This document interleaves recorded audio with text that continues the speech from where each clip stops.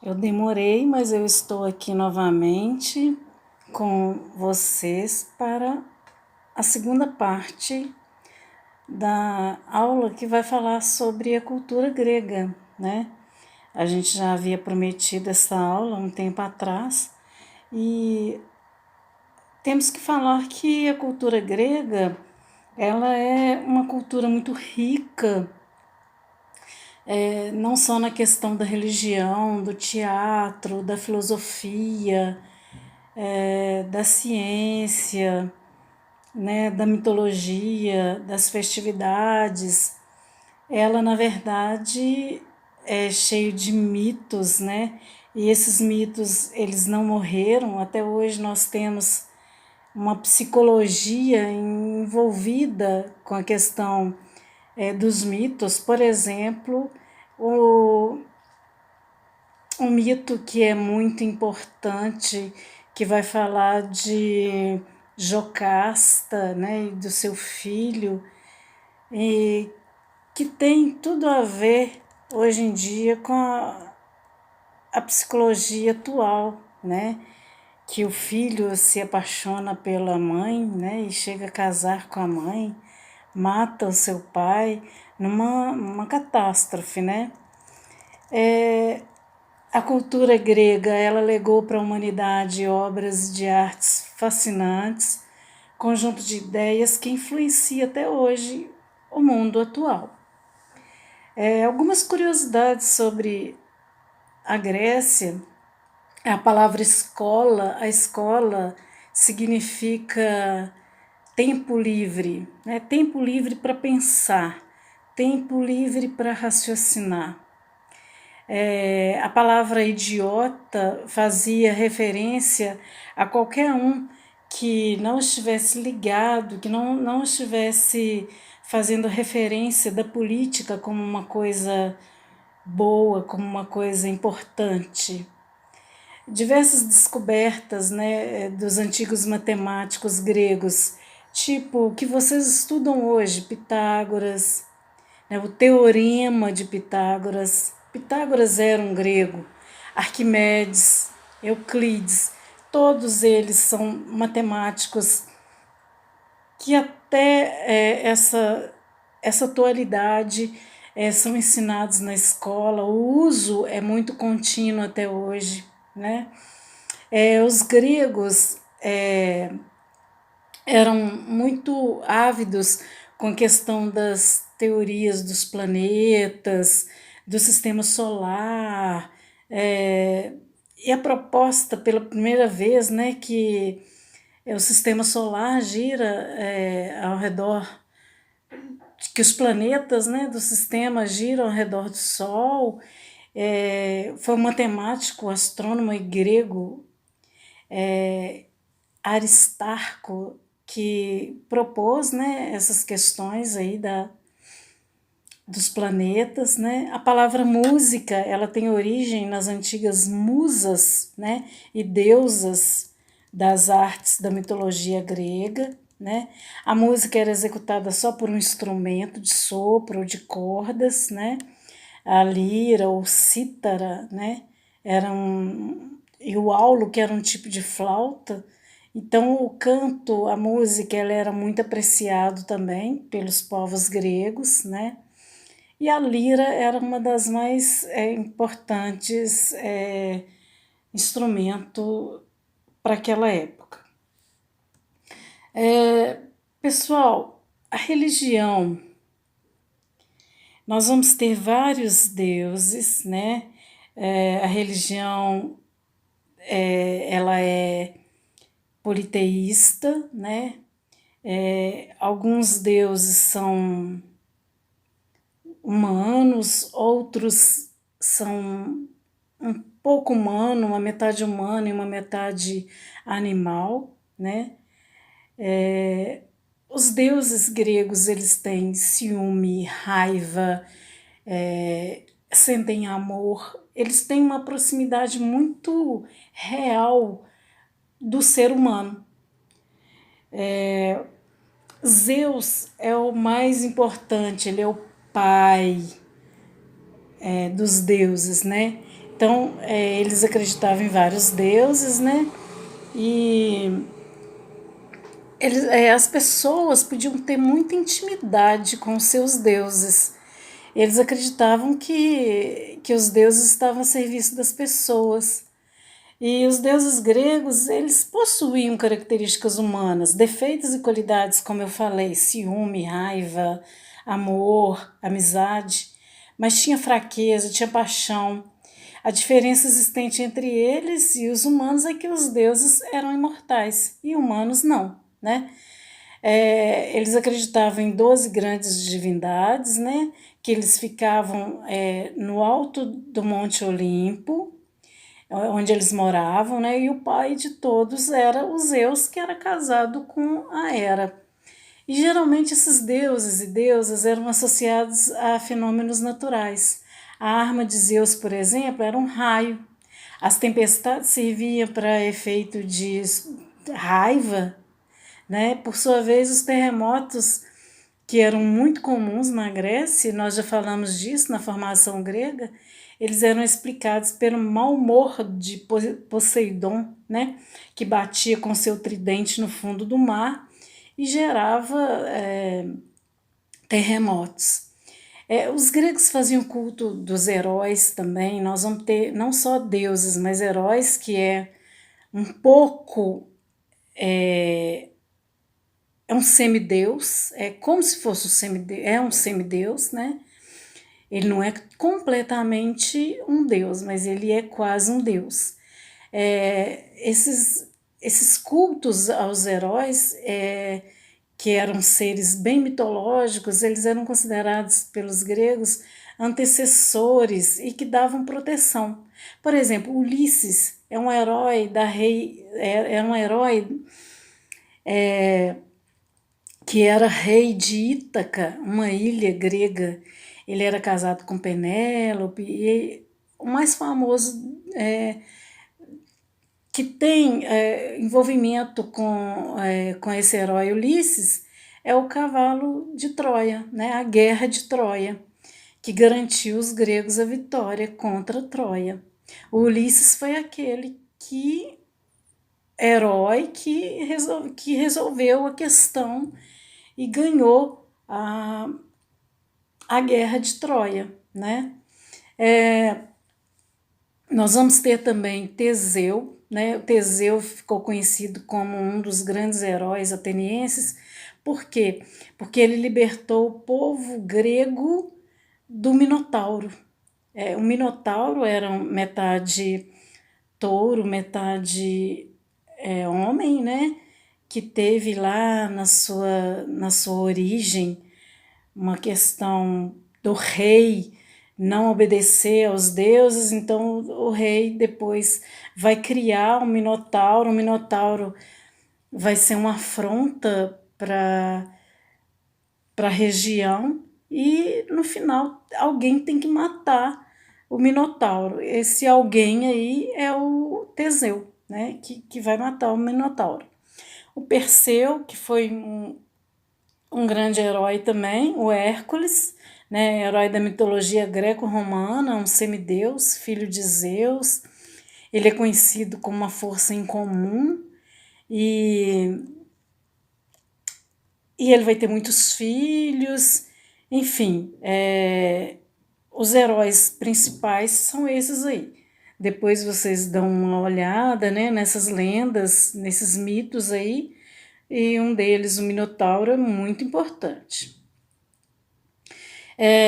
Oráculo de Delfos é um templo mais importante da antiguidade clássica.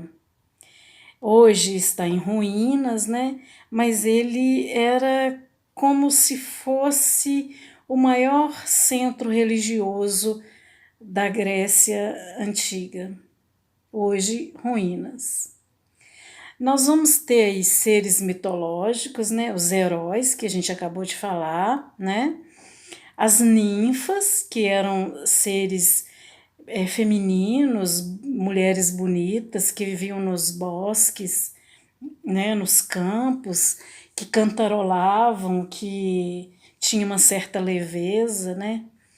Os sátiros, né, figura de corpo de homem, chifres, patas, meio animalesco, né? Os centauros, corpo formado por uma metade de homem e a outra de cavalo.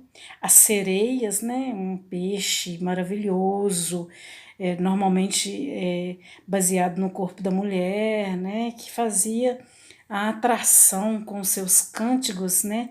Para os marinheiros. As górgonas, que eram mulheres meio monstro, né, com cabelo de serpente. A Medusa, por exemplo, que era uma mulher linda e que se transformou numa uma mulher, né, horrorizada aí. As quimeras, né, que é uma mistura de leão, cabra, né? Enfim, a mitologia grega muito rica, né, nesses personagens aí antropomórficos, né, dessa mistura toda aí. Gente, a religião grega, ela é muito importante, né? A gente já falou disso. E aí a gente vai ver agora alguns dos deuses, né, importantes. Zeus, que é o pai dos deuses, né? A Afrodite, linda, maravilhosa. Essa imagem aí até me lembra aquela imagem Nascimento de Vênus, lembra muito, né? Afrodite é a deusa do amor, da beleza. O Poseidon, né, com seu tridente, é o deus, né, dos mares, da água. Hades é o deus do inferno. A Hera é a mulher de Zeus, é a protetora do lar, é a mulher. Apolo é o deus da luz, das festas, da dança, canto. Ele era bem do prazer, tá? Artemis, a deusa da caça. Ares, o deus da guerra. Atena, que é muito importante, leva o nome da cidade, né, da polis, Atenas, protetora de Atenas. E Cronos, pai de Zeus. Cronos, gente, eu paro para lembrar aqui que tem a ver com o tempo, tá? E existe um produto na Natura que leva o nome de Cronos, que é exatamente para embelezar, para trazer jovialidade, para trazer beleza. Então, Cronos aí tem tudo a ver, tá vendo? Hoje, a utilização disso pra gente. Depois, a gente vai falar de arquitetura, né? Que também tem a ver com as obras dos gregos, né? A arquitetura está direcionada com mitologia, tudo tá misturado com a religião e com a mitologia. E não é à toa que as maiores obras desse período são templos, erguido para quê? Para favorecer os deuses, né? Inclusive, eram nos tempos onde a vida social dos gregos acontecia, né? Lá eles faziam religião, faziam movimentos, eventos e esporte também, né? Os gregos, eles eram muito racionais, né? E as suas construções eram matematicamente calculada, perfeita. Os arquitetos gregos se baseavam sobretudo em cálculos, regras, proporções, perspectiva, né, para que se expressasse a grandeza, a harmonia perfeita e que tudo que eles criassem viesse para o mundo de hoje, como nós temos aí.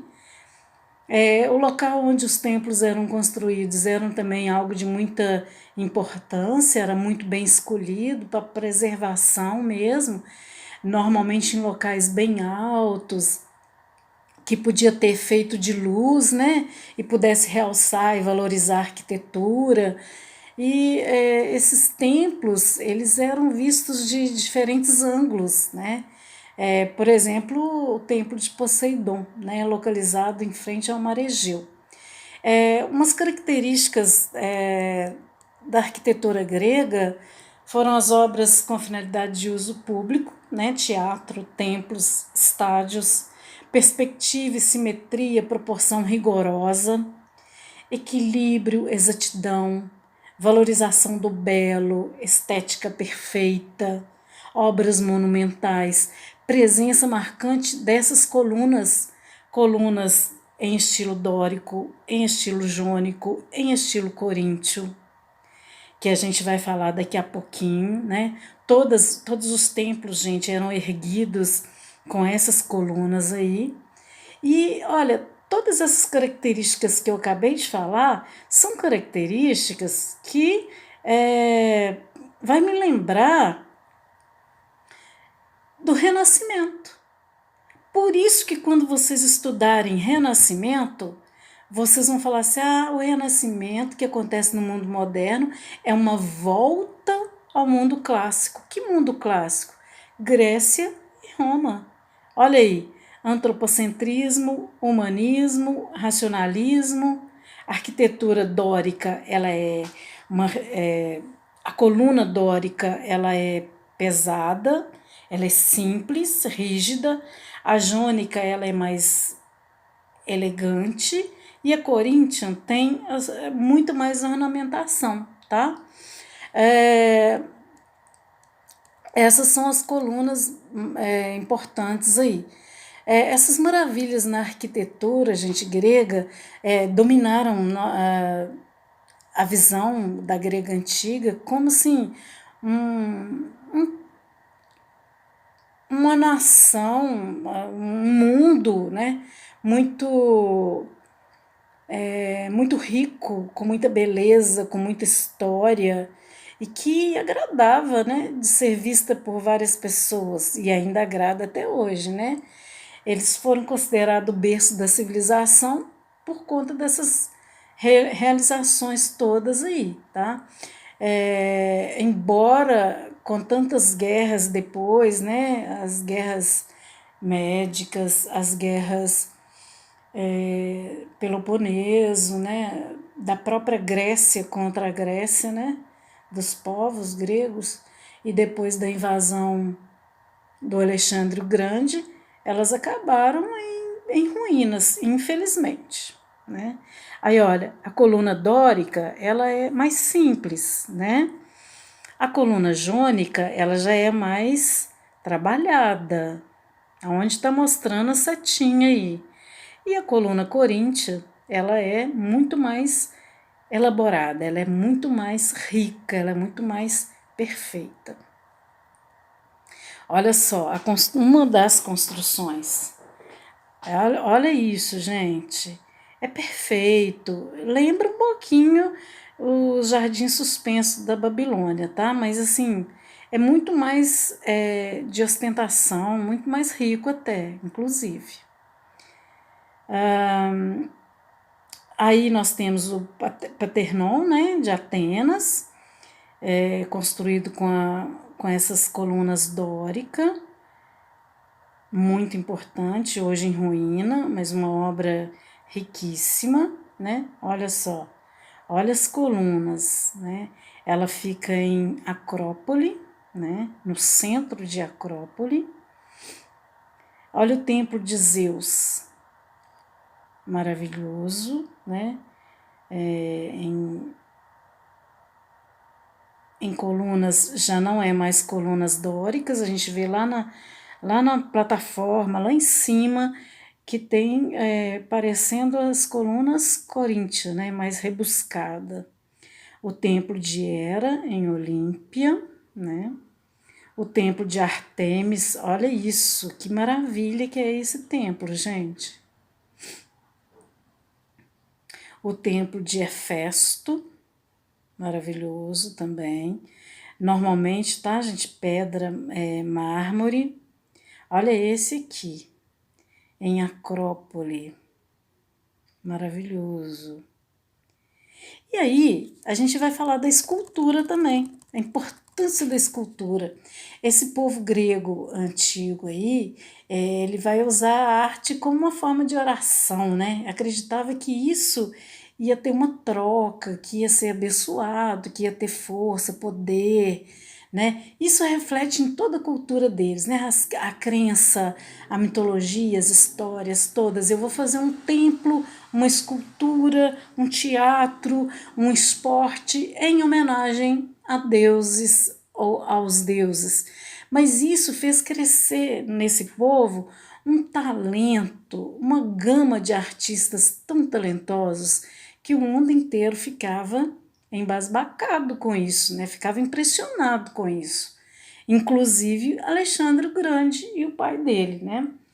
Esses escultores, eles faziam as coisas com muita precisão, com muito detalhe. E olha, as técnicas desse povo eram inigualáveis, não tem outra. Para a época, não tinha ninguém que era mais importante do que a Grécia, a nível cultural. Então, olha, as esculturas são marcadas pelo naturalismo, simetria, organização. Gente, isso aí é feito em pedra. Olha só, músculo, peitoral, olha o joelho, pé, perna, né? O músculo, cabelo, a mão, o braço, tudo parecendo o quê? Real. Isso tem muito a ver com o Renascimento. O Renascimento volta a buscar, o homem do mundo moderno volta aí para buscar essas ideias, para buscar essa maravilha criada aí desse povo nessa época, tá? Alexandre Grande, olha a mão do Alexandre, isso aí me parece feito em bronze, né? Olha o cavalo, muito próprio, muito grandioso, né? Esse Alexandre Rio Grande que invadiu Grécia e tomou Grécia e adotou a cultura grega, né, para o mundo dele, tá? Olha só, olha o peito, olha o cabelo, olha a mão, né, em pedra, em tamanho natural, tá, gente? Olha isso. Olha que maravilha de escultura. Isso não é puro renascimento? Então, o renascimento tirou cópia daqui, né? Vênus. Olha essa asa. Afrodite. Em outra forma, né? Isso aqui também, olha, Artemisa, toda feita em bronze, né? Muito espetacular. Bom, e o teatro, gente? O teatro, a arquitetura do teatro grego era caracterizada por construções ao ar livre, né? E era erguidas assim para quê? Para facilitar, né, o escalonamento de arquibancadas, né? Olha só, assim, né? Olha o tamanho da arquibancada, né? E a pessoa estava lá embaixo falando e tinha uma acústica que a gente nem entende, né? Isso era o teatro de arena, que eu tenho certeza que vocês estudaram isso em arte. Né? O teatro de arena era o quê? Possibilitava que todo mundo tivesse a visão das encenações, das peças. Além disso, ela era construída numa forma de meia-lua, né? Com o intuito da plateia ter uma acústica boa e poder ouvir, né, o desenrolar das peças, dos números lá. E muito importante que esses teatros, né, as pessoas não pagavam, né? Era para todo mundo, era um entretenimento para todo cidadão grego, né? Principalmente na cidade de Atenas, que era, a gente já falou, era a cidade mais próspera, a cidade mais rica, mais sábia, né?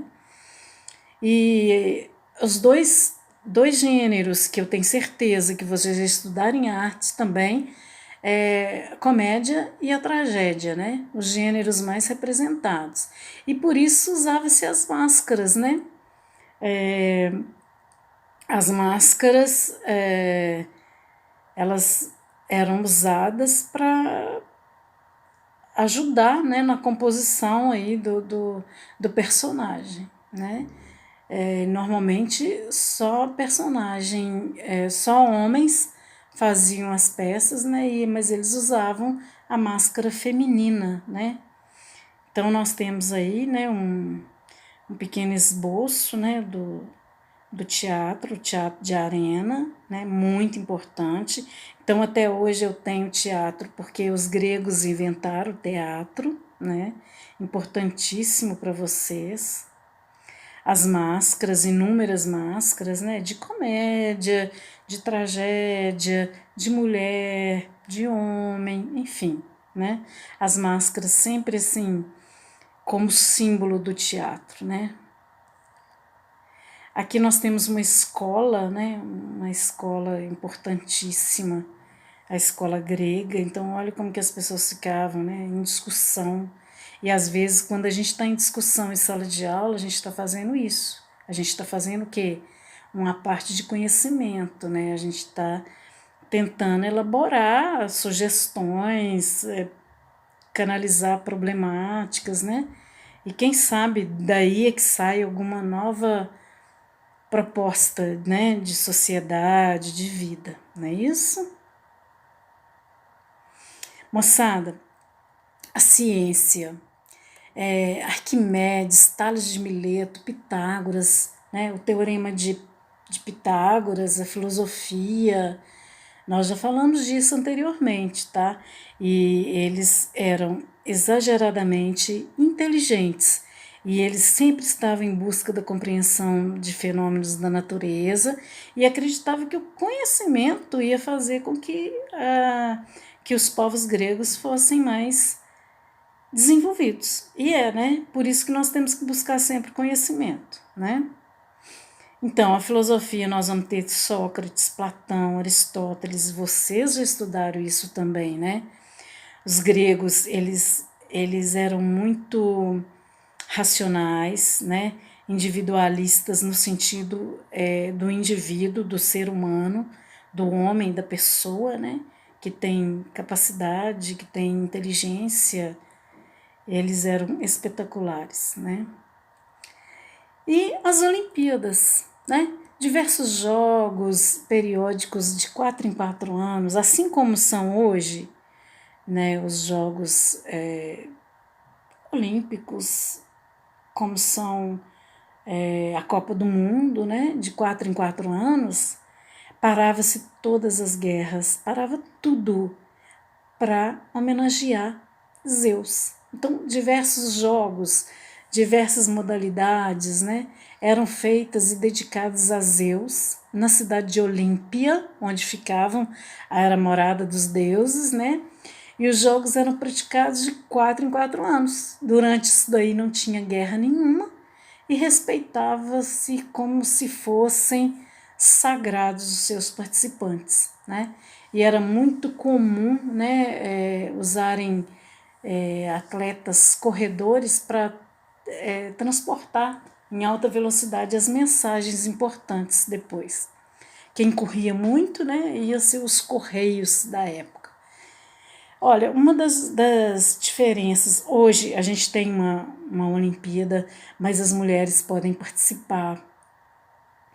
Antes não. Hoje a gente tem muito mais modalidade.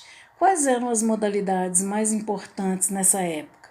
O atletismo, né? Corridas a pé, a corrida de carros puxados por tração animal, que a gente pode falar que são as bigas, o pentatlo, o salto, né? Que é o lançamento de disco, o lançamento de dardo, a corrida e a luta.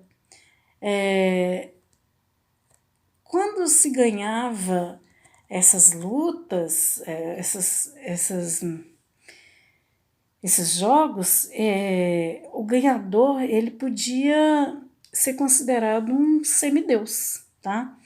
E olha, nas cânforas, né, em tudo que tem na Grécia de vasilhame, de cerâmica, de pratarias, são desenvolvidos esses desenhos para lembrar das lutas, das corridas, do atletismo, tá? E é belíssimo isso, né, gente? Vamos combinar. Aí seria uma luta, né? A corrida, biga, né? Daqui de cima, a pessoa podia bater no concorrente que estava do lado, valia tudo. Valia frisar a roda, bater na roda para que o outro se descarrilhasse. Olha aí, um tipo de corrida também, né? Os estádios eram bem feitos, né? A arquitetura muito arrojada para a época. E aí, gente, nós chegamos ao fim, né? Desta curiosa aula sobre a influência grega e a cultura dos gregos no mundo antigo, que tem até hoje. E como sugestão de filmes, eu deixo aí a Fúria de Titãs, a Odisseia, Troia, alguns desenhos, curta-metragem sobre o Minotauro, né? E também o filme 300, né? Que tem a ver aí com a guerra entre o Império Persa e a Grécia, que foi um filme muito badalado no cinema, muitos de vocês já ouviram, não é isso? Então, meus queridos alunos, eu agradeço por mais esta aula, espero ter contribuído um pouquinho para vocês, né, com um pouco mais de conhecimento, sabedoria, e fica aí, até a próxima, um grande abraço.